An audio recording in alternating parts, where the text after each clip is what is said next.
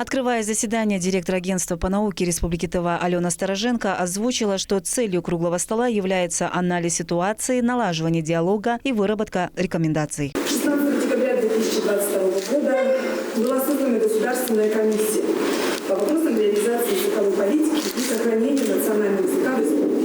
Глава Тувы Владислав Хавалык подчеркнул, что объединяющим и скрепляющим является фактор языка. Родные языки играют большую роль в политике государства и построении общества. Руководитель региона отметил, что существующую стратегию, в частности экспертный совет, нужно дополнить новыми именами: доктора филологических наук Мирай Бавусюрун и директором Национального музея Тувы Кадролом Бичилдеем. Самого качества, понимаете, результат важен. Результат важен. Да, поэтому давайте так. Я готов, так сказать, сегодня же подписать. Это мне не трудно это сделать. Мира не согласен. Все. Стратегия развития языка на период с 2024 по 2033 годы была разработана в соответствии с основными принципами государственной языковой политики в России и Туве, предполагающая гармоничное взаимодействие тувинского и русского языков. В рамках обсуждения был рассмотрен широкий круг вопросов, связанных с реализацией стратегии. Участники заседания обсудили задачи, стоящие перед регионом как национальной республики.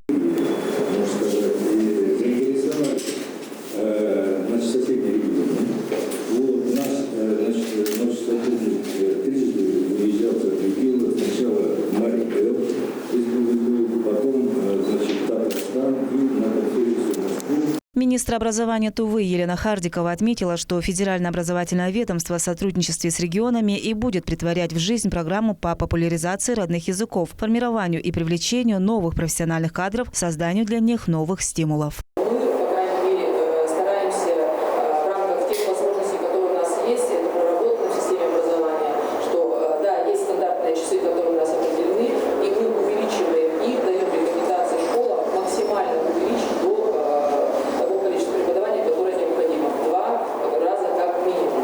За круглым столом было отмечено, что все участники озабочены одной проблемой – сохранением родного языка. Современный мир диктует новые вызовы и в то же время дает много возможностей для изучения национального языка. Поэтому было решено вновь вернуться к детальному обсуждению данного вопроса. Чинчик Ашпукол, Владимир Сюртук, Белек Оржак, телеканал Тува 24.